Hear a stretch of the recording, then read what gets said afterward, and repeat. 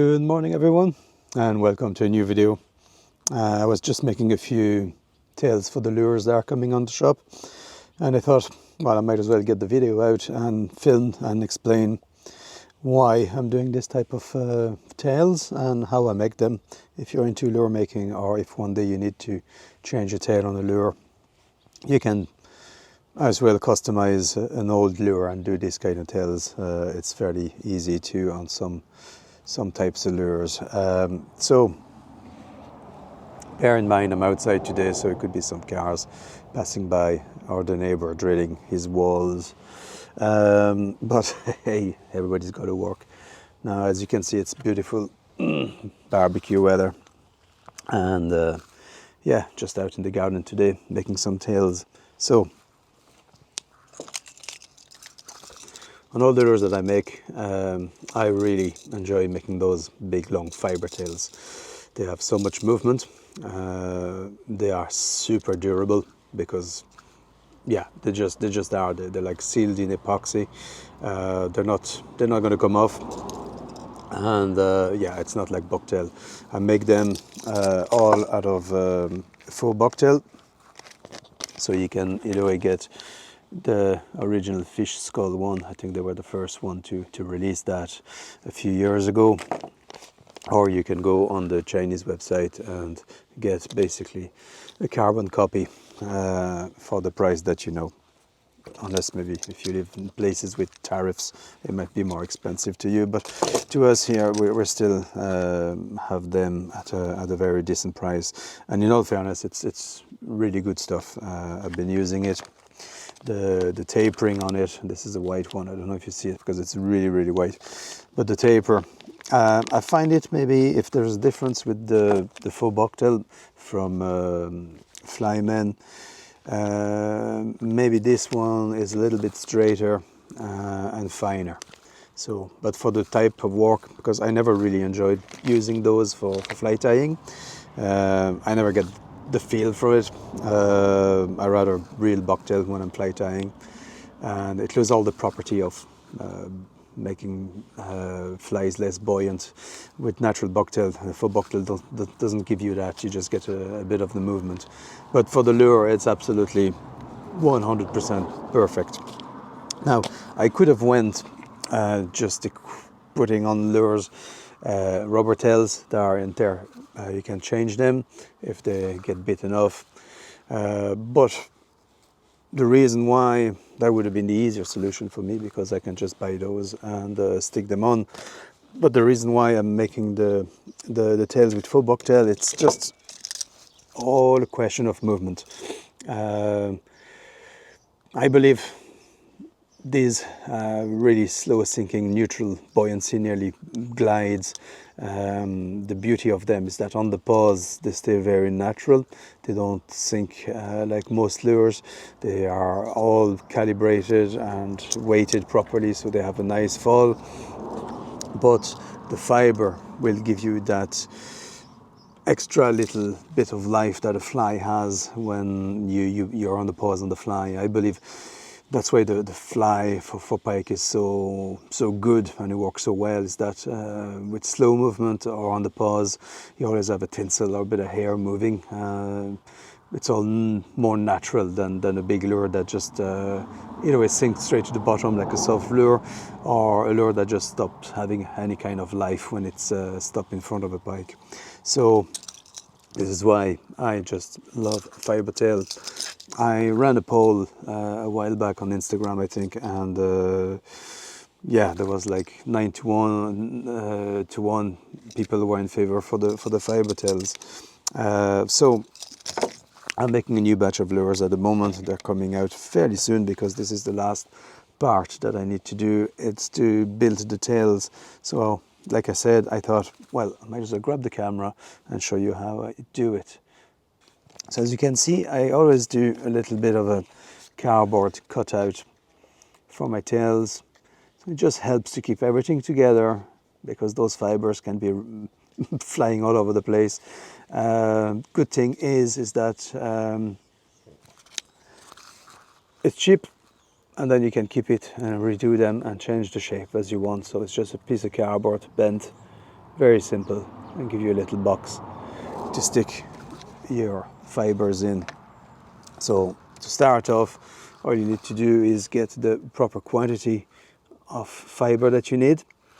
And the nice thing is that you will be able to take away some or put up more if you need, which is what I recommend. Start by a little bit and have a feel, and you will know the amount that you need for your lure.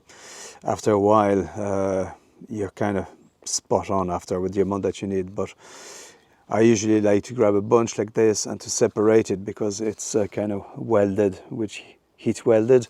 I'll just snap it off and it comes off nice and clean. You might have a few runaways, but it's not as bad as if you're trying to go in with the scissors.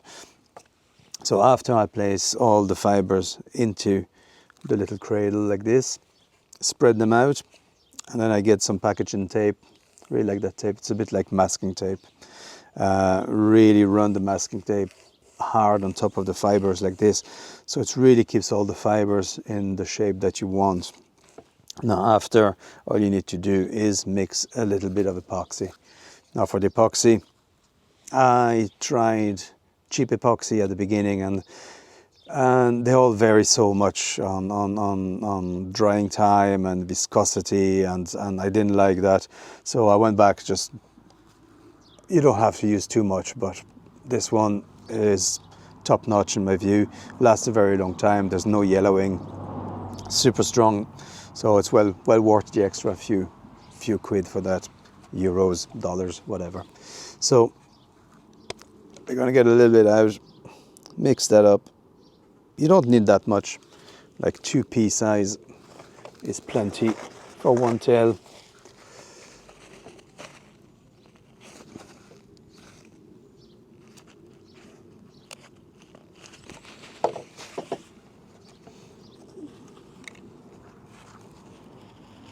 Good thing is that it comes with his handy little spatula tool, so that's a nice thing to have. It kind of helps to spread the epoxy through the fibres. Now give it a good mix. Now the wind is getting up, so I'm glad I have those little cardboard cradles to keep everything inside, because it's too nice not to be outside at the moment. We're having a kind of a little mini heat wave for like 2 days, I think, but it's absolutely gorgeous. Beautiful barbecue weather. All right, mix is done. I'm going to bring it just a little bit closer to the fibers. Now all I need to do is get some scoops. I'm just going to hold the fibers gently near the top here, where I'm going to drown them in epoxy. Now one mistake that a lot of people do working with epoxy is that they tend to, I used to be guilty of that as well when I started. It's just that you tend to rush everything. You think everything is like super glue. And epoxy, you have that nice, good 5 minutes to work. Now, what I like to do is, once I have a good layer and it's starting to soak through the fibers, now what I like to do is just mash up those fibers and the epoxy together to really get the epoxy going right inside.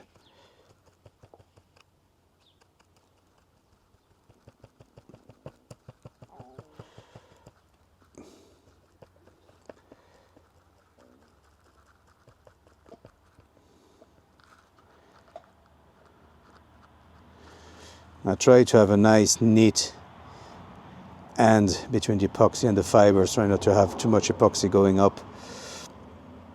We can reshape a little bit that when it's kind of a midway curing, when it's just like a little bit sticky to the finger. You can give them a little squeeze and shape them just before it's the final cure or the final minutes. So you can judge that just by touching the fibers and seeing how sticky it is. Don't go too heavy and get a big squeeze in it. Just have a feel and you'll know yourself. Then you'll be able to give it a little change. So I like to use another little tool here, just a kind of a flat piece of wood, a skewer, a spatula, whatever, and kind of shape everything nice and neat.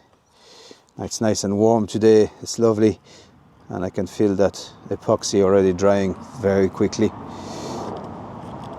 So I do have to work a little bit quicker than usual. Now, if you've done your job well and you didn't put too much fibre, that tail should come off nice and handy.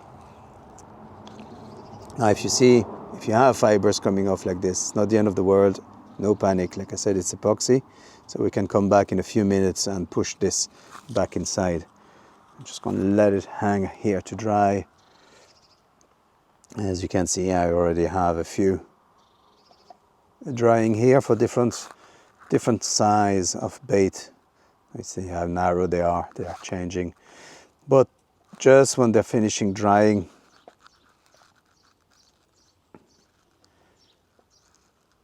I'm struggling here with the camera.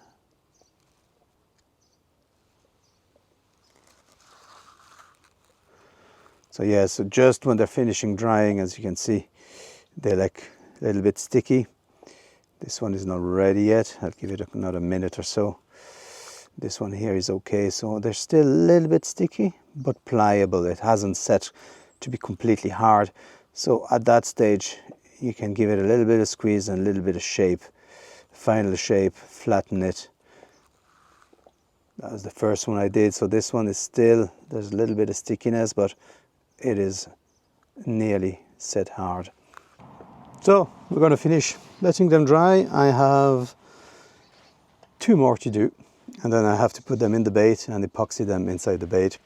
That'll be the next step, and then they'll be ready to go on sale finally. I've been working for about a year now on those lures, and different prototype, different shapes, different weights, and I'm finally happy to put them out. So there you go. If you want one, you know where to go. Get fugly. Thank you. Bye.